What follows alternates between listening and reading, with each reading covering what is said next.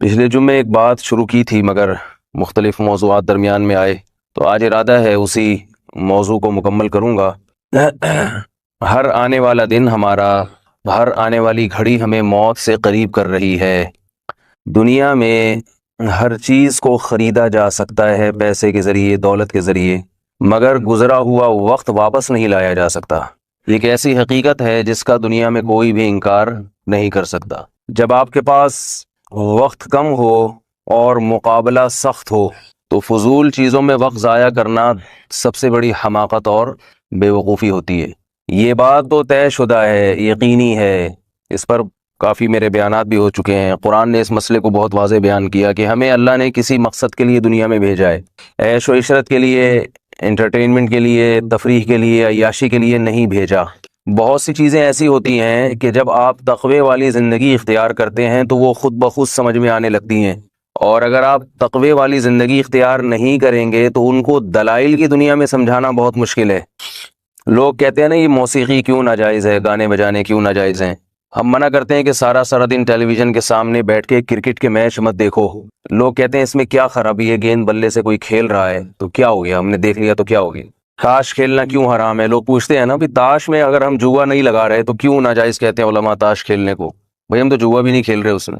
بات یہ ہے کہ جب زندگی کا کوئی ہدف سامنے ہوتا ہے تو پھر ہر وہ چیز جو اس ہدف میں رکاوٹ بنے گی اس کا ناجائز ہونا آپ کی سمجھ میں خود بخود آ جائے گا۔ جب کوئی ٹارگٹ ہی نہیں ہے تو بھائی پھر تاش کھیلو، کوئی ہدف ہی نہیں ہے، کوئی ٹارگٹ ہی نہیں ہے اچیو کرنے کے لیے، اس تک پہنچنے کے لیے کوئی ہدف ہی نہیں ہے، کوئی منزل ہی نہیں ہے، تو پھر جو مرضی کرو بھائی، تاش بھی کھیلو، سارا دن بیٹھ کے ورلڈ کپ کے ٹورنامنٹ بھی دیکھو، پھر جتنی دیر میچ کھیلنے میں لگائی ہے اس سے زیادہ میچ دیکھنے میں لگائی ہے اس سے زیادہ دیر میچ کے بارے میں تبصروں میں لگاؤ۔ پھر پاکستان کیوں ہارا، کیوں جیتا، کس کی پرفارمنس اچھی تھی، کس کی آج کس نے دھوکہ دیا، کون بک گیا، فضول تبصرے بیٹھ کے وقت ضائع کرو، ویڈیو گیم کھیلو۔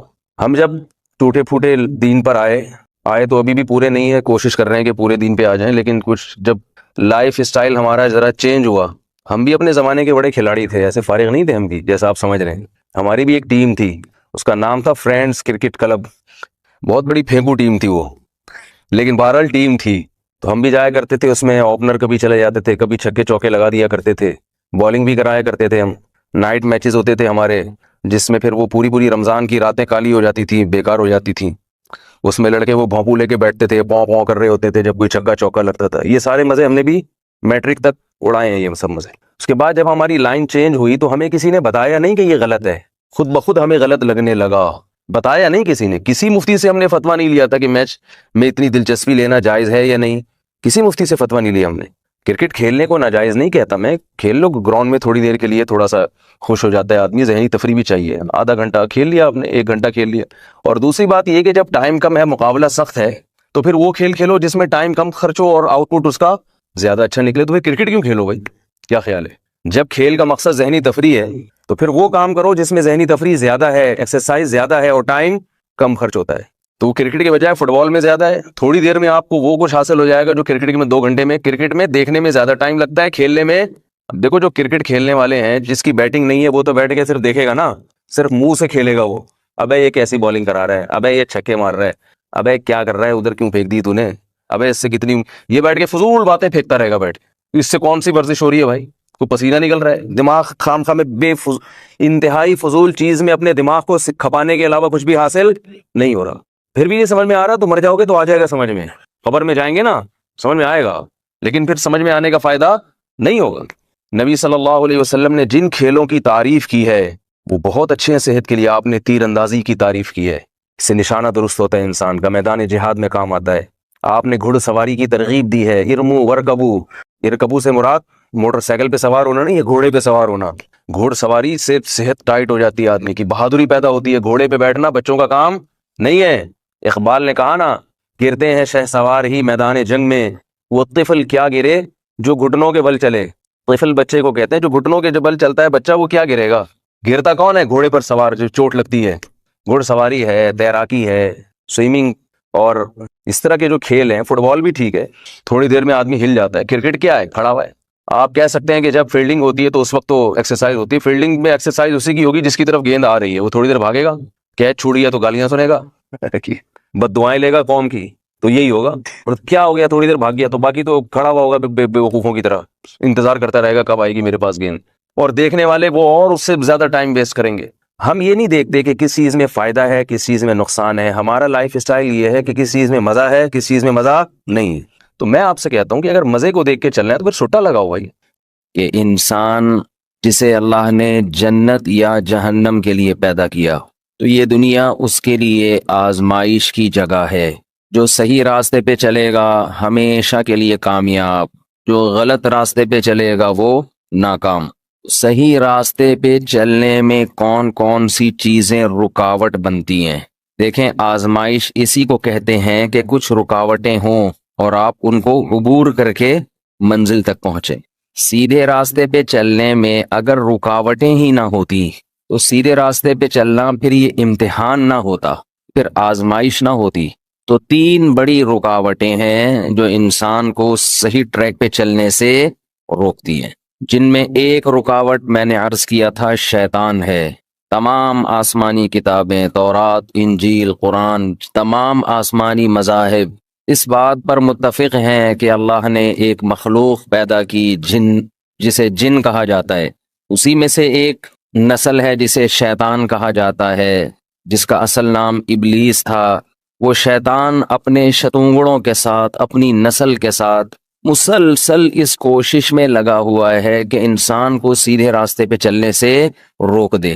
اس شیطان کا طریقہ واردات کیا ہے یہ بھی قرآن بیان کرتا ہے.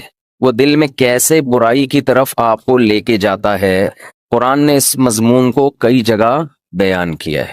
وہ کیسے لے کے جاتا ہے؟ وَزَيَّنَ لَهُمُ الشَّيْطَانُ أَعْمَالَهُمْ. دیکھیں, جب ہم کسی گاڑی میں بیٹھے ہوتے ہیں, اسے چلا رہے ہوتے ہیں, تو ایکسیلریٹر پہ آپ پاؤں رکھیں گے, گاڑی چلنا شروع, جتنا دبائیں گے گاڑی اتنی اسپیڈ سے چلے گی. لیکن اگر سامنے رکاوٹیں ہیں, آپ نے دیکھا ہوگا ہم جا رہے ہوتے ہیں, رکاوٹ آ جاتی ہے, جی سڑک زیر تعمیر ہے. ہمارے ہاں یہ ہونا چاہیے سڑک زیر تعمیر رہے گی امام مہدی کے آنے تک. اس لیے کہ جو کراچی دیکھ لو نا, جو کھودنا شروع کیا تھا بچپن کی بات ہے یہ.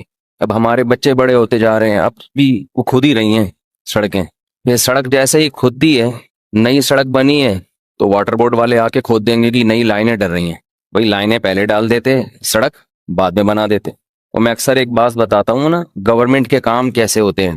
3 آدمی 2 آدمی کسی نے دیکھا گڑھا کھود رہے ہیں, ایک کھڈا کھودتا ہے, جو مٹی باہر نکلتی ہے دوسرا اس کھڈے میں دوبارہ مٹی ڈالتا ہے. ترتیب سے یہ کام ہو رہا ہے, بڑی ایمانداری سے. یہ کھڈا کھود رہا ہے, جیسے ہی کھڈا کھود کے تیار ہوتا ہے 1 آدھ گھنٹے بعد ایک بندہ آتا ہے, وہ اس کھڈے میں مٹی ڈال کے چلا جاتا ہے.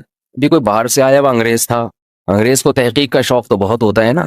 ایک انگریز جلیبی کی دکان پہ کھڑا ہوا, جلیبی کو بہت غور سے دیکھ رہا تھا. جلیبی والے نے بولا کھانا ہے تو کھا, نہیں تو نکل. دیکھ کیا رہا ہے؟ کہتا ہے یہ ایسا پائپ ہے جس کا دونوں طرف سے منہ بند ہے, اس میں شیرہ گیا کہاں سے؟ اس کے اندر جو شیرہ ہے نا, دونوں طرف سے اس کا منہ بند ہے, اس پائپ کے اندر شیرہ گھسیڑا کیسے ہے تو نے؟ تو اس انگریز نے پوچھا کہ یار ایک آدمی گڑھا کھود رہا ہے, گھنٹے بعد آ کے دوسرا اس کو بند کر دیتا ہے, یہ ماجرا کیا ہے؟ اس بندے نے بتایا کہ گورنمنٹ نے درخت لگانے کا ایک پروجیکٹ دیا ہے, اس میں اس کے ذمہ کام ہے گڑھا کھودے گا, ایک آدمی کے ذمہ کام ہے اس میں پودا رکھے گا, تیسرے کے ذمہ ہے وہ مٹی ڈالے گا. تو دوسرا والا چھٹی پہ گیا ہوا ہے, یہ دونوں اپنا کام کر رہے ہیں. جس کے ذمہ گڑھا کھودنا ہے وہ گڑھا کھودتا ہے, دوسرا ٹائم پہ آ کے مٹی ڈال کے چلا جاتا ہے. جس نے درخت لگانا تھا وہ کہاں ہے؟ وہ چھٹی پہ. سمجھ رہے ہیں, یہ ہوتے ہیں گورنمنٹ کے کام. الحمدللہ سندھ گورنمنٹ کے اس سے بھی زیادہ اچھے کام ہوتے ہیں. اس میں یہ ہوتا ہے, سب کی بات نہیں کر رہا, اچھے لوگ بھی ہیں پیپلز پارٹی میں, وہ بیٹھے ہوئے بھی ہیں سامنے پیپلز, زیادہ ڈیٹیل میں نہیں جاؤں گا. اس میں یہ بھی ہوتا ہے کہ ایک سیٹ ہے, اس میں ایک سے زیادہ آدمی کے بیٹھنے کی جگہ ہی نہیں ہے, لیکن اس سیٹ کے لیے بندے 25 رکھے ہوئے ہیں. ایسا بھی ہوتا ہے 5 دن کے لیے ٹرانسفر ہوتا ہے. 5 دن کے لیے ایک بندے کو کسی سیٹ پہ بٹھا دیا, 5 دن بعد ٹرانسفر. بھائی 5 دن کے لیے کیوں بٹھایا تھا؟ وہ 5 دن میں اس نے اتنا چھاپ لیا ہے, کیونکہ اس کو جتنے پیسے اس نے دیے تھے نا متعلقہ افسر کو, اس میں 5 دن کی سیٹ ہی ملے گی آپ کو. 5 دن میں اب آپ جتنا نوٹ چھاپ سکتے ہو چھاپ. انشاءاللہ پاکستان بہت جلد ترقی کرے گا, آپ دیکھیں گے انشاءاللہ. تو یہ اگر حالات رہے, یعنی گورنمنٹ کا آفیسر سیٹ خریدتا ہے کہ مجھے میرا وہاں ٹرانسفر کرا دو, چونکہ وہاں نوٹ زیادہ بنا سکتا ہوں. بھائی تمہیں 1 مہینہ میں تو تم اربوں روپے بنا لو گے, سر 5 دن کے لیے دے دو، اس کے اتنے پیسے لے لو. یہ سیٹ اپ ماشاءاللہ چل رہا ہے الحمدللہ. اور بلوچستان اور سندھ میں ہمیں لوگوں نے تصویریں بھیجی ہیں. پرنسپل بھی ہے جو بھاری تنخواہ لے رہا ہے، اسکولوں میں ہیڈ ماسٹر ہے جو بھاری تنخواہ لے رہا ہے، ٹیچرز تنخواہ لے رہے ہیں، اسکول کی مینٹیننس کا الاؤنس مل رہا ہے. سب چیزیں ہیں سوائے اسکول کے، سوائے اسکول کے. اسکول نہیں ہے لیکن الحمدللہ میں جب تھر گیا تھا، ابھی وہ ویڈیو اپلوڈ کروں گا انشاءاللہ، میں نے وہاں گورنمنٹ کے اسکولوں کی ویڈیو بنائی ہے کہ گورنمنٹ کے جو امپلائیز ہیں ان اسکولوں میں وہ کتنی بھاری بھرکم تنخواہ لے رہے ہیں، لیکن اسکول مارکیٹ سے شارٹ ہے. اور ایک جو ہیولا سا بنا ہوا ہے وہ میں دکھایا اس میں کہ یہ اٹ از کالڈ اسکول.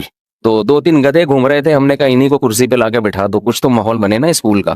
خیر یہ تو قصے چلتے رہتے ہیں.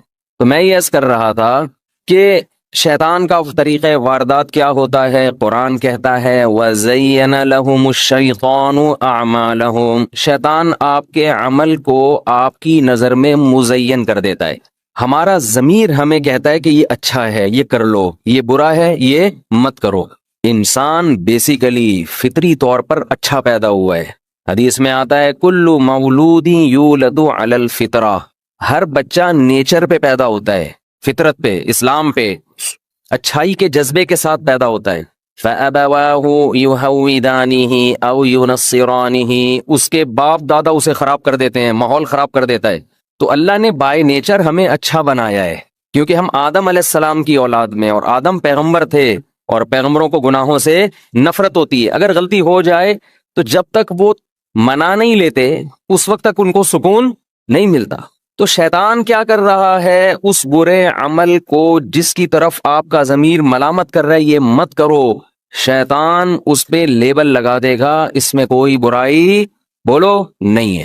آپ نے آج کل ایک نعرہ سنا ہوگا جو ہمارے بہت سے لبرل لوگوں کا نعرہ ہے، وہ اپنی برائی نا لوگوں کے سامنے بیان کر دیتے ہیں. صاحب یورپ سے آئے، مجھے کہنے لگے کہ یہاں پاکستانیوں میں منافقت بہت ہے، گوروں میں منافقت نہیں ہے. کیسے بھائی؟ کہہ رہے ہیں یار وہ جیسے اندر سے ہیں ویسے باہر سے. وہ اگر زنا کرتے ہیں تو بتاتے ہیں بھائی ہم زنا کرتے ہیں، وہ اگر شراب پیتے ہیں تو بتاتے ہیں ہم روزانہ اتنے پیک، بولو نا اتنے پیک ہیں ہمارے ڈیلی کے ہیں. وہ اگر ہومو سیکشولیٹی کی طرف کسی کی رغبت ہے تو بتاتا ہے بھائی مجھے فیمیل کی طرف رغبت ہی نہیں ہے، میں تو میل کا عادی ہوں. تو اس سے وہ یہ سمجھانا چاہ رہے تھے کہ ان میں منافقت بولو نا نہیں ہے، وہ جو ہیں جیسے ہیں نظر آتے ہیں. میں نے کہا اس کو منافقت نہیں، اس کو بے غیرتی کہا جاتا ہے. اٹ از کالڈ بے غیرتی، کہ آپ برائی پہ اتنا ڈٹ گئے ہو کہ آپ کو شرم بھی نہیں آ رہی یہ بتاتے ہوئے کہ میں یہ گند کرتا ہوں. دیکھو شیطان کیسے برے عمل کو مزین کر دیتا ہے. ہونا تو یہ چاہیے آپ میں کوئی گندگی ہے تو پھیلاؤ تو نہیں نا اس کو، توبہ کرو اللہ کے سامنے، اللہ میں غلط ہوں معاف کر دے، چھپاؤ اس کو. اسلام اس کو دنیا کے سامنے بیان کرنے کی اجازت نہیں دیتا، کیونکہ برائی کو بیان کرنے سے برائی پھیلتی ہے. شرم آنی چاہیے آپ کو. اگر آپ کو لڑکوں کا معاذ اللہ شوق ہے، آپ چرس پیتے ہو، آپ شراب پیتے ہو، اچھا کام ہے دنیا کو بتا رہے ہو. اگر آپ میں منافقت نہیں ہے تو آپ جو مخلوق کے حقوق میں حق تلفی کرتے ہو وہ بھی برائی ہے، وہ بھی دنیا کو بتاؤ. پھر صرف شراب اور زنا کا کیوں بتا رہے ہو؟ آپ بولو میں نے اس دن فلاں سے معاملہ کیا تھا، پیسے پی گیا تھا میں اس کے، میں منافق نہیں ہوں، میں پیتا ہوں تو بتاتا ہوں. یہ کام نہیں، کوئی گورا بھی نہیں کرے گا یہ کام، اس لیے کہ آپ کی مارکیٹ ویلیو ختم، لوگ آپ سے معاملات چھوڑ دیں گے. بڑی بڑی کمپنیاں اپنے عیب چھپاتی ہیں جو لوگوں سے ڈیلنگ ہو رہی ہے ان کی. کسی کمپنی میں کوئی، جیسے ایک کمپنی میں لال بیگ نکل آیا تھا دوائی سے، ایسا ہوتا رہتا ہے. ایک جوس کی کمپنی سے چھپکلی دریافت ہوئی تھی، میں نام نہیں لوں گا جوسوں کی کمپنیوں کے، کس سے ہوا تھا، ایک نئی ٹینشن کھڑی ہو جائے گی. ہمیں یاد ہے ہمارے بچپن میں ایک جوس کی کمپنی تھی، تو کوئی بندہ وزٹ کے لیے گیا تو وہاں لال بیگ تھی یا چھپکلی اس ٹائپ کی، کوئی بہرحال دونوں ہی کوئی کھانے کی چیز نہیں ہے. وہ چھپکلی دریافت ہو گئی اس میں سے مری ہوئی، یا تو مار کے ڈالی تھی یا چھپکلی جوس پینے گئی ہوگی، گیٹ کیپر نے روکا نہیں ہوگا اس کو، چوکیدار نے. تو یہ آئے دن ہوتا رہتا ہے. اب آپ بتاؤ کمپنیاں فوراً، چاہے وہ گوروں کی کمپنی ہو، چاہے وہ جاپانیوں کی ہو، چاہے وہ امریکیوں کی ہو، فوراً ایکشن لیں گے کہ نہیں لیں گے؟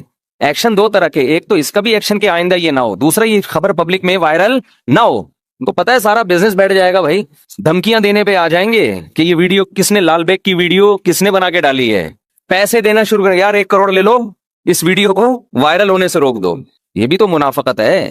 اگر آپ منافق نہیں ہیں تو آپ کہیں لال بیگ نکلا ہے تو نکلنے دو، ہم جیسے اندر سے ویسے باہر سے. بلکہ وہ پرانی تحقیق کے، ایک دفعہ آپ لال بیگ کی بات کر رہے ہو، ایک دفعہ چوہا نکلا تھا یہاں سے. ہم منافق نہیں ہیں، جیسے ہم اندر سے ویسے ہی باہر سے. آپ کہیں گے یہ کیا کیا نکل رہا ہے؟ میرے بھائی بازار کی چیزیں کھاؤ بھی اور پیو بھی، اور صحت کا بیڑا غرق کرو. ہمیں نہیں پتا کیا کیا ہو رہا ہے پاکستان. دیسی چیزیں دیکھو، ہمارے تو وہ بیٹھے ہوئے ہیں محمود بھائی، انہوں نے ہمیں ہرن بھی کھلا دیا، لائسنس ہے ان کے پاس، اور پتہ نہیں کیا کیا. ایک دن ان کے گھر میں یہ دعوت تھی. ہم جب مولوی بنے نا مدرسے میں، تو ہمیں سب سے بڑا تانا یہ دیا جاتا تھا، کھاؤ گے کہاں سے. سب سے بڑا تانا کیا تھا؟ بھائی ہمارے سرٹیفکیٹ کی تو دنیا میں کوئی ویلیو نہیں ہے، نہ کوئی جاب ملتی ہے اس پہ، نہ کوئی بزنس ہو سکتا ہے اس پہ، کچھ بھی نہیں ہو سکتا. یہ مولوی سرٹیفکیٹ ہے، یہ کیا ہے؟ فلاں ادارے سے مولوی بنا ہے. تو لوگ تانا دیتے تھے، دو تانے، ایک شادیوں کا تانا، وہ تو میں کئی دفعہ رپورٹ پیش کر چکا ہوں. ایک تانا کھاؤ گے کہاں سے. تو میں جب ان کے گھر گیا نا، انہوں نے میری دعوت کی، تو دعوت میں بٹیر، خرگوش، ہرن، تیتر اور پتہ نہیں کون کون سے جانور. تو مجھے وہ یاد آ رہا تھا پرانا دور کہ ہمیں تانا ملتا تھا کہ کھاؤ گے کہاں سے. ان کی دعوت میں ہم نے کہا کھائیں کیسے؟ کیا کھائیں اور کیا چھوڑیں. اچھا، لوگ مولویوں کو ایک طرف یہ تانا دیتے ہیں کہ کھانے کو کہاں سے ملے گا، دوسری طرف کہتے ہیں کھاتے بہت ہیں. تضاد یہ ہے یا نہیں ہے؟ کھاتے بہت ہیں اور نہیں کھاؤ تو ناراض بھی ہوتے ہیں. یہ گن پوائنٹ پہ اللہ کھلا رہا ہے مولویوں کو، تیرا باپ بھی کھائے گا. بھائی پیٹ خراب ہے، نہیں کھایا جا رہا، بس ہرن کی پوری چانپیں ہم نے ختم کر دی ہیں، بٹیر کی ہم میں طاقت نہیں ہے، تیرا باپ بھی کھائے گا. ایسے اسٹائل ہوتا ہے لوگوں، یہ ہم نے آپ کے لیے بنایا ہے. تو اپنے بچوں کو مولوی بناؤ، کھانے کے لیے نہیں، دین کی خدمت کے لیے. خدمت کریں گے رزق خود آئے گا انشاءاللہ. کسی حافظ کو آپ نے کبھی خودکشی کرتے دیکھا بے روزگاری کی وجہ سے؟ قاری صاحب کو، حافظ کو، یا کسی مولوی کو؟ نہیں بھی نہیں. حالانکہ مولویوں کی تنخواہیں بیچاروں کی کتنی تھوڑی تھوڑی ہوتی، پھر بھی میں نے مولوی سارے خوش ہی دیکھے ہیں، سارے خوش دیکھے ہیں. اس لیے کہ چاہے کیسے بھی گڑبڑ ہو، لیکن ایک چیز انسان کو موٹیویٹ کرتی ہے، اصل کیا ہے؟ آخرت. اتنا سکون دیتی ہے انسان کو یہ چیز کہ انسان خودکشی کی طرف نہیں جاتا. تو میں وہ عرض کر رہا تھا، دیکھو شیطان کیا کر رہا ہے؟ عمل کو مزین. اب گورے گرل فرینڈ رکھتے ہیں، بتاتے ہیں، کیونکہ یہ بیماری اتنی عام ہو گئی ہے کہ اب انہوں نے کہا یار اس برائی کو برائی سمجھنا چھوڑ دو، چھوڑ دو اس کو برائی سمجھنا، یہ کامن ہو چکی ہے. اب اعتراف کرو. کب تک چھپائے گا آدمی شراب اور یہ سب برائیاں؟ تو بعض دفعہ شیطان کیا کہتا ہے، حدیث میں آتا ہے ایک شخص رات کو چھپ کے برائی کرتا ہے، اللہ نے اس پہ پردہ ڈالا ہوا تھا، اس انتظار میں تھا کہ یہ توبہ کرے گا تو میں معاف کروں گا، آئندہ کے لیے ارادہ کرے نہیں کروں گا، لیکن وہ صبح اٹھ کے اپنا گناہ لوگوں سے بیان کر دیتا ہے. بخاری کی حدیث، کل امتی معافن الا المجاہرین، میری ساری امت قابل معافی ہے، لیکن جہار کا مطلب جو اپنے گناہ کو خود ایکسپوز کر رہے ہیں، خود فخر سے بتا رہے ہیں، یہ قابل معافی نہیں ہے. اس لیے کہ اس کو تو ندامت ہی نہیں ہے. جس کو ندامت ہوتی ہے وہ تو چھپاتا ہے، اس کو پتہ ہے میری عزت ختم ہو جائے گی، لیکن آپ اس میں عزت محسوس کر رہے ہو، جرم بھی کیا اور اس جرم میں عزت محسوس کر رہے ہو، تبھی تو لوگوں کو بتا رہے ہو. آپ جس چیز میں انسان کو شرم آتی ہے وہ بتاتا ہے لوگوں کو، کھلے عام بتا رہے ہو. آج نوجوانوں میں یہ بہت ہو گیا ہے، لڑکیوں سے دوستیاں، زنا بتا رہے ہوتے ہیں اپنے دوستوں کو بیٹھ کے، شو مار رہے ہوتے ہیں. بھائی آپ ہڈا کس سے کر رہے ہو؟ خدا سے آپ جنگ لڑ رہے ہو. آپ کو نہیں پتا کہ اس نے آپ کو پیدا کیا اور اس نے آپ پر اس عمل کو حرام کر دیا. اسے کتنا غصہ آئے گا کہ تو ایک تو کر بھی رہا ہے اور فخر سے لوگوں کو بتا بھی رہا ہے، اور اس سے پھر لیبل کیا لگا رہا ہے؟ میں منافق نہیں ہوں، جیسا میں اندر سے ہوں ویسا باہر سے. تو یہ برائی پہ شیطان نے کیا لیبل لگا دیا؟ بولو. اچھا، یہ صبح شام بہت اس کی اتنی مثالیں ہیں نا کہ اگر میں وہ مثالیں دیتا رہوں تو کئی ہفتوں اسی پر بیان ہوگا. میں مثالیں اس لیے دیتا ہوں کہ ہم میں سے اگر کوئی یہ جرم کر رہا ہے تو اسے اندازہ ہو جائے کہ بھئی یہ برائی ہے جس پہ شیطان نے اچھائی کا لیبل لگا دیا ہے. غیبتیں آج کل اسی نیت سے ہوتی ہیں. بعض صورتوں میں غیبت جائز ہے، آپ کسی کی برائی کسی کے سامنے کرتے ہیں تاکہ اگلا اس سے ہوشیار رہے. برائی بھی وہ والی کرتے ہیں جس سے اس کو نقصان ہو سکتا تھا، یہ نہیں کہ سارا ہی کچا چٹا کھول کے رکھ دیا اس کا. مثال کے طور پر ایک آدمی لین دین میں 2 نمبر ہے. لین دین میں کیا ہے؟ 2 نمبر. آپ نے دیکھا وہ کسی سے لین دین کر رہا ہے، آپ کو پتا ہے کہ یہ اس کو نقصان پہنچائے گا، تو آپ نے اس دوسرے آدمی کو جا کے بتا دیا بھائی اس سے ہوشیار رہنا، یہ بہت سے محلے والوں کے پیسے کھا کے بیٹھا ہوا ہے. تو یہ غیبت جائز ہے کیونکہ آپ اس میں کسی کو نقصان سے بچا رہے ہیں، یہاں تک ٹھیک ہے. لیکن شیطان کیا کرتا ہے؟ ہر برائی، ہر غیبت پہ لیبل کیا لگا دے گا؟ اچھائی کا، کہ یار یہ تو میں ضرورت کی وجہ سے کر رہا ہوں، یار یہ تو اصل میں ایکچولی مسئلہ یہ تھا. وہ آپ کی اپنی ٹھڑک ہوتی ہے، اپنا بغض ہے، دوسرے کو ذلیل کرنا ہے. لیبل شیطان نے کیا لگا دیا؟ معاشرے کی ضرورت، سوسائٹی کی ضرورت. وہ اپنی ٹھڑک پوری کر رہا ہے آدمی. بھائی اگر ایک آدمی لین دین میں صحیح نہیں تو اتنا بتا دو لین دین میں صحیح نہیں، پورا ہی کچا چھٹا کھول کے رکھ دیتے ہیں. ہر چیز میں سمجھتا ہوں اس زمانے میں سب سے مشکل کوئی گناہ ہے نا جس سے بچا جائے، جس سے بچنا سب سے مشکل ہے، وہ شاید غیبت ہے۔ 4 آدمیوں کا نوالا حلق میں اس وقت تک اترتا نہیں ہے جب تک 5ویں کی برائی بولو نہ ہو۔ گھروں میں خواتین کہتی ہیں اگر ہم غیبت ہی نہ کریں تو پھر کیا کریں؟ سارا دن ہم بھئی باتیں کرنے کے لیے یہی ہوتا ہے، فلانی نے یہ کر دیا، ڈمکانی نے یہ کر دیا، تیری ماں یہ کر دی، تیرا ماموں ایسا ہے، تیرا چاچا ایسا ہے، تیرا بھائی آپ سارا دن غیبتیں کر کے ٹائم پاس کر رہے ہو تو اچھائیاں کر کے بھی تو ٹائم پاس ہو سکتا ہے نا۔ فلاں کے بارے میں اگر کچھ برائی ہے تو کچھ اچھائی بھی ہوگی، وہ اچھائی کر کے ٹائم پاس کر لو۔ دنیا میں کیا اچھے لوگ مارکیٹ سے شارٹ ہو گئے؟ بولو نا کیا ہو گیا؟ اور اس زمانے میں یہ بات کرنا کہ غیبت کے بغیر ٹائم نہیں گزرتا تو یہ تو ویسے ہی فضول ہے۔ اس زمانے میں تو اتنے کرنے کے کام ہیں کہ آپ وہ کریں گے تو آپ کے پاس ٹائم بچے گا ہی نہیں۔ بار بار اس لیے تو کہتا ہوں گھر میں مرغیاں پال لو، ان کے انڈے چیک کیا کرو روزانہ، کوئی انڈا کوا تو نہیں کھا گیا۔ اس سے کم از کم غیبت سے تو بچے رہو گے نا، غیبت سے تو بچے رہو گے۔ کچھ کرنے کے دیکھو، خوب سمجھ لو، انسان جو کہتا ہے نا کہ میں فارغ ہوں، فارغ دنیا میں مردوں کے علاوہ کوئی بھی نہیں ہے۔ صرف مردے ہیں جو بڑے آرام سے تمیز سے جس کروٹ پہ لٹاؤ گے وہ بیچارہ کروٹ بھی چینج بولو نہیں کر سکتا، وہ کروٹ بھی چینج نہیں کر سکتا۔ جب تک مرا نہیں ہے انسان وہ فارغ نہیں ہے۔ اس لیے کہ آپ اگر جسم سے کچھ بھی نہیں کر رہے، آپ کا دماغ پھر بھی کر رہا ہے، وہ چلتا رہتا ہے۔ مجھے ایک بات بتاؤ، ایک آدمی بیٹھا ہوا پلاننگ کر رہا ہے کہ ڈالر کیسے کم کیا جائے، پیٹرول کو کیسے، یہ میں ایسی مثال دے رہا ہوں جو مارکیٹ میں ہے ہی نہیں، کیونکہ ہمارے حکمرانوں میں سے کوئی بھی میرا خیال ہے اس پہ غور نہیں کر رہا۔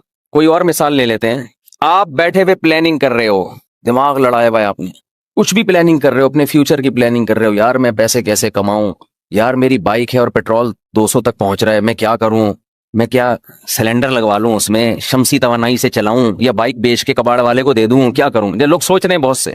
اب آپ بیٹھے بیٹھے سوچ رہے ہو، لوگ کیا سمجھیں گے؟ آپ کیا ہو؟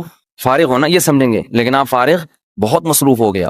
اس دوران کسی کا فون آیا، اس کو سنا دو گے، یار میں اتنی امپورٹنٹ، چوتھی شادی کا سوچ رہے ہو، فرض کر لو، اب سمجھ میں آئے گا، ویسے سمجھ میں نہیں آ رہا تھا۔ سوچ رہے ہو یار دوسری شادی کا سوچ رہے ہو، آپ بیٹھے یار کیسے کریں، مفتی صاحب کے اتنے بیانات سن لیے لیکن ہمت نہیں ہو رہی یار، گھر میں جب بات کرو ایک عذاب کھڑا ہو جاتا ہے، بچے باغی ہو جاتے، انتہائی امپورٹنٹ میٹر پہ آپ سوچ رہے تھے، اچانک کوئی آ گیا، اور وسیم بھائی السلام، آپ کو غصہ آئے گا نا، ابے میں مصروف آدمی ہوں یار، ابھی میں نتیجے تک پہنچنے ہی والا تھا اور تو نے سارا میرا پلان برباد کر دیا۔ یا ہو گئی، آپ نبھانا کیسے اس پہ غور کر رہے ہو، پڈے ہو رہے ہیں، گھر سے بھاگے ہوئے ہو، موسٹ وانٹڈ بنے ہوئے ہو، سسرال تھانے گیا ہوا ہے، کیس کر رہے کورٹ میں، آپ بیٹھے ہوئے ہو، لوگ سمجھیں گے فارغ ہو، لیکن آپ فارغ نہیں ہوگے، کیونکہ دماغ آپ کا، بلکہ آپ مصروف ترین آدمی ہوگے اس وقت، انتہائی مصروف۔ تو خوب سمجھ لیں انسان کبھی بھی فارغ نہیں ہوتا، جو سوچ رہا ہے نا وہ فارغ نہیں ہے۔ اب مسئلہ یہ ہے کہ اگر آپ کام کی چیز نہیں سوچتے تو بیکار چیزیں آپ کا دماغ سوچنا شروع کر دیتا ہے، اس کو ہم کہتے ہیں فارغ آدمی ہے۔ حقیقت میں وہ فارغ نہیں ہوتا، بیکار باتوں میں اپنے دماغ کو کھپا رہا ہوتا ہے۔ صبح اٹھے کوئی کام دھندہ ہی نہیں ہے آپ کے پاس تو سوچنا شروع کرتا ہے چائے پیوں یا گٹکا کھاؤں یا سگریٹ پیوں، یہ سوچتا ہے، پھر گٹکے کی دکان پہ جا کے بیٹھ جائے گا، پھر وہاں سوچتا رہے گا یار گٹکا بھی کھا لیا، اب کیا کروں، چل یار فلاں کی غیبت شروع کر دے، ابے وہ ایسا ہے، ابے وہ یوں ہے، ابے وہ فلانا ہے۔ پھر کہیں اٹھ کے آئے، پھر آپ نے اسنوکر کلب چلے گئے، وہاں ڈبو کھیل رہے ہیں، اسنوکر کھیل رہے ہیں، تو یہ سارا دن حتیٰ کہ آپ تھک ہار کے لیٹ گئے، لیٹنے کے بعد بھی کیا ہوتا ہے، سوچتا رہے گا۔ اس سے پتہ چلتا ہے بھائی جس کو ہم فارغ کہتے ہیں نا وہ بھی حقیقت میں فارغ نہیں ہے، بلکہ انسانوں کی 2 قسمیں ہیں، ایک وہ جو اپنی زندگی کو مفید کاموں میں کھپا دیتے ہیں، جو نہیں کھپاتے وہ خود بخود غیر مفید کاموں میں کھپنا شروع ہو جاتے ہیں۔ اگر ہمارے پاس فارغ ہونے کا آپشن ہوتا نا تو ہم کہتے نہ اچھا کرو نہ برا کرو، فارغ زندگی گزارو، آپ چلو یہ بھی برائی سے تو بچ جاؤ گے نا، لیکن ہمارے پاس یہ آپشن نہیں ہے، اچھا نہیں کرو گے تو خود بخود برا ہونا شروع ہو جائے گا، خود بخود آٹومیٹکلی برا ہونا شروع ہو جائے گا۔ ہم سے اکثر نوجوان پوچھتے ہیں یہ برائی نہیں چھوٹتی، یہ برائی نہیں چھوٹتی، یہ برائی نہیں چھوڑتی، ہم کہتے ہیں تمہارے پاس برائی کا ٹائم کیوں ہے؟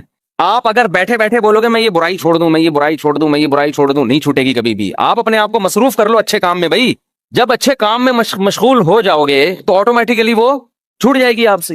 آپ اپنے آپ کو پازیٹیو ایکٹیویٹیز میں مصروف ہی نہیں کر رہے، پھر یہ تمنائیں رکھنا کہ میں برائی سے بچ جاؤں، میرا دماغ ہمیشہ پازیٹیو سوچے، میں غیبت سے بچ جاؤں، یہ بیکار قسم کی باتیں ہیں، اس پر عمل نہیں ہو سکتا۔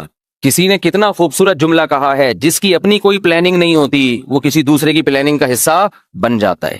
دیکھو گٹکا کمپنی کی ایک پلاننگ ہے، तंबाकू कंपनी, गुटखा कंपनी, चरस, हीरोइन, ये जितना बिजनेस करते हैं इनकी एक पहले से प्लानिंग है कि हमने सबको चरसी बना के पैसा कमाना है या नहीं? सबको गुटके पे लगा के हमने क्या करना है? पैसा कमाना है। अब आप बगैर प्लानिंग के सोए, बगैर प्लानिंग के टाइम गुजार रहे हो, तो जाके सीधा गुटखा खाओगे कि नहीं खाओगे? तो इसका मतलब अब ये आप किसी और की प्लानिंग का हिस्सा बन गए कि नहीं बन गए? गुटखा खा के अपनी सेहत बर्बाद कर रहे हो, और इस सेहत बर्बाद करने के पैसे गुटके वाले को देके उसकी प्लानिंग को कामयाब बना रहे हो आप। तो आपसे बड़ा बेवकूफ फिर दुनिया में कोई होगा? बहुत मुश्किल। गुटखा नहीं खा के आए ना, मुझे लग रहा है अभी जुम्मे से पहले मुंह साफ करके आए। गुटखा खाया हुआ होता है, बात फौरन समझ में आ जाती है। जो गुटके के आदी हैं उनको गुटखा मुंह में रखे बगैर बात समझ में नहीं आती है। गुटके वालों से हम कहते हैं छोड़ दो इसको, सिगरेट वालों से हम कहते हैं छोड़ दो इसको, पान वालों से हम कहते हैं छोड़ दो, चर्च वालों से कहते हैं छोड़ दो। वो कहते हैं हम छोड़ते हैं तो डिप्रेशन में जाते हैं। ये वही है, शैतान ने बुरे अमल को क्या कर दिया? मुज़य्यन। भाई छोड़ने से डिप्रेशन में इसलिए जाते हो कि छोड़ते नहीं हो, फिर खा लेते हो, और खाने की आदत तुमने खुद डाली है। अगर खाते ही नहीं तो ना डिप्रेशन में जाते और ना इसके खाने की जरूरत पेश आती। अब तो जितना खाओगे ये डिप्रेशन उतना ज्यादा बढ़ेगा, क्योंकि निकोटीन या कैफीन या जितने भी नशे की चीजें हैं इनमें आप जब चंद दिनों तक खाते हैं तो आप उसके आदी हो जाते हैं, फिर वो असर करना छोड़, फिर एक पुड़िया के बजाय आपको कितनी खानी है? 2 पुड़िया खानी पड़ेंगी आपको। 2 से फिर 4 पे आओगे, फिर सेट ही पुड़िया पे हो जाओगे आप। पराठे पे आप बयान कर लो, आपकी समझ में नहीं आएगा। आप बिरयानी के फजाइल बयान करो, आपकी समझ में नहीं। आप दुम्बे की चर्बी के फजाइल बयान करो, नहीं आएगा। आप गुटके पे बात करोगे और आपकी दिल की धड़कनें तेज हो जाएंगी। तो ये जो गलत चीज पे सेट किया है आपको, ये तो आपने खुद किया है अपने आप को। अब इसका इलाज ये है कि जैसे बुराई करने से बुराई की आदत पड़ती है, छोड़ने से छोड़ने की आदत पड़ जाती है। जो काम करके बुराई का अपने आप को आदी बनाया है उसका रिवर्स कर लो तो आदत खत्म हो जाएगी। लेकिन इतनी सी बात भी शैतान समझाने नहीं देता। वो कहते नहीं, ये बात फजूल किस्म की बात है। जो काम कर करके उस काम के करने के आदी हो गए हो, छोड़ के उस काम के छूटने के आदी हो जाओगे आप। समझ में नहीं आ रही मेरा ख्याल है बात। ये जो हमारे यहाँ बाज नफ्सियाती डॉक्टर, सबकी बात नहीं कर रहा, वो कहते हैं गुस्सा जब आए तो जारी कर दो, ठंडे हो जाओगे, वरना गुस्सा बर्दाश्त करने से सेहत को नुकसान होता है। ये बिल्कुल गलत है, इस्लाम की तालीमात के बिल्कुल खिलाफ। वो डॉक्टर आपकी वक्ती कैफियत को देख रहा है कि गुस्सा जारी करने से आदमी रिलैक्स हो जाता है। गुस्सा आ रहा था ना, बहुत बर्दाश्त, शरीयत क्या कहती है, पी लो इस बूंद को। लेकिन उस वक्त मेडिकली थोड़ा सा नुकसान होगा पीने से, क्योंकि आपने अपने आसाब पे बोझ डाला। मेडिकली उस वक्त उस गुस्से को निकाल दोगे, ठंडे हो जाओगे। जैसे घर आए, देखा खाना नहीं मिल रहा तो लाते मारना शुरू की, कुर्सी उठा के बड़ा वहां फेंकी, गिलास उठा के जैसे तोड़ते हैं लोग। एक केस आया मेरे पास, एक आदमी की बीवी ने कहा ये घर में इसने तोड़ फोड़ बहुत कर दी है, गुस्सा जब भी आता है चीजें तोड़ता है। मैंने कहा क्यों तोड़ता है? कह रहा बीवी पे को कभी नहीं मारा मैंने, बीवी को मैंने कभी नहीं मारा, चीजों पे निकालता हूँ गुस्सा।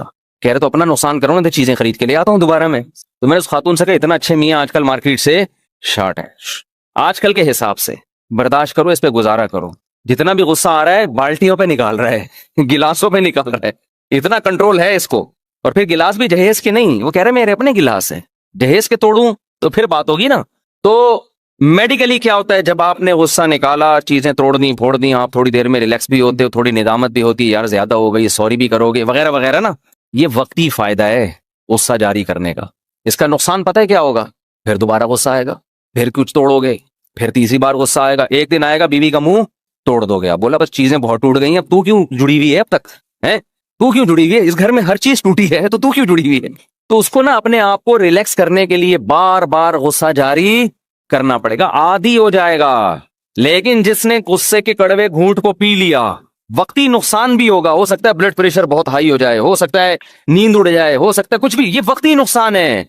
आहिस्ता आहिस्ता गुस्सा बर्दाश्त करने की ताकत बढ़ेगी, और फिर इंसान की आदत है जो कुव्वत इस्तेमाल नहीं होती वो कुव्वत कमजोर पड़ना शुरू हो जाती। गुस्से की कुव्वत इस्तेमाल नहीं हो रही तो गुस्सा आहिस्ता आहिस्ता शॉर्ट होना शुरू हो जाएगा, गुस्सा मार्केट से शॉर्ट हो जाएगा, गुस्सा आना ही बंद हो जाएगा, फिर ये रिलैक्स होगा, फिर ये इसका बीपी हाई बोलो नहीं होगा।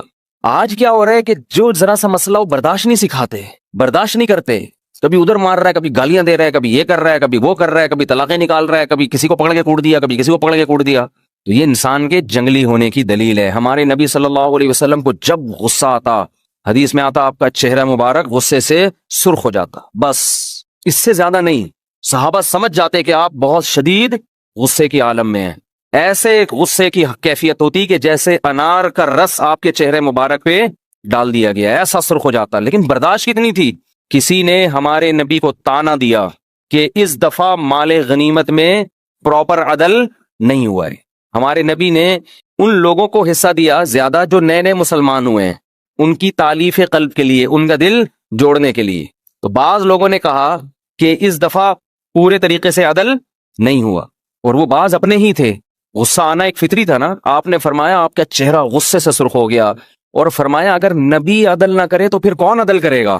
نئے نئے لوگ مسلمان ہوئے تھے نا، تو ایمان، بعض لوگ جو بعد میں مسلمان ہوئے ہیں تو قرآن کہتا ہے ان کے دل میں ایمان پوری طرح راسخ نہیں ہوا تھا. تو ایسے نوجوان بعض کی طرف سے یہ اشکال آیا تو یہ نبی تک بات پہنچی، تو آپ کتنے غضبناک ہوئے کہ مجھے نبی بھی مانتے ہو اور یہ اشکال کیسے کیا تم نے. بس اتنا جملہ آپ کی زبان سے نکلا ہے کہ اگر نبی عدل نہیں کریں گے تو کون عدل کرے گا، اور غصے میں آپ کا چہرہ انور سرخ ہو گیا. ہم ہوتے ہم کیا کرتے جو گھر میں کر رہے ہیں، غصہ آیا اٹھا کے پٹخنا شروع کر دیے. گالیاں ایسی ماشاءاللہ ہول سیل کے حساب سے چل رہی ہیں، اتنی گالیاں اور ایسی ایسی فحش گالیاں کہ معین اختر کے ماموں نے بھی وہ گالیاں نہیں سنی ہوں گی. تو یہاں بھی کیا کرتا ہے شیطان، آپ کے اس غصے کے عمل کو کیا کر دیتا ہے، مزین. تو ہوتا ہے انسان سے غلطی ہوتی ہے تو غلطی پہ توبہ کرے نا، استغفار کرے، معذرت کر لے. علماء نے غصے کا ایک علاج یہ بتایا ہے کہ جن لوگوں کو غصہ زیادہ آتا ہے نا، وہ معذرت کرنا سیکھ لیں. جب غصہ آ گیا اور آپ نے بڑے سنا دی تو بعد میں کیا کر لو، سوری کر لو. اس سے بھی غصے کی بیماری آہستہ آہستہ شارٹ، کیونکہ آپ کو پتا ہوگا بعد میں سوری میں نہیں کرنی ہے، بعد میں معذرت. ہمارے ایک دوست تھے کلاس فیلو پٹھان، گاؤں کے دیہات کے، ہمارے ساتھ پڑھتے تھے. انہوں نے ہمارے شیخ حضرت مفتی رشید احمد صاحب کو اصلاحی خط میں لکھ کے بتایا کہ مجھے اپنی بیوی پہ بلا وجہ غصہ آتا ہے، بعد میں احساس ہوتا ہے کہ یار یہ اتنا بنتا نہیں تھا. دیکھو جب آخرت کا خوف ہوتا ہے نا تو انسان ایک دوسرے کے حقوق خود پوچھ رہا ہوتا ہے کہ میری کیا ذمہ داری ہے. کہا میں غصے میں پاگل ہو جاتا ہوں، پھر میں مارتا ہوں اس کو، ایسے کرتا ہوں، یوں کرتا ہوں. تو حضرت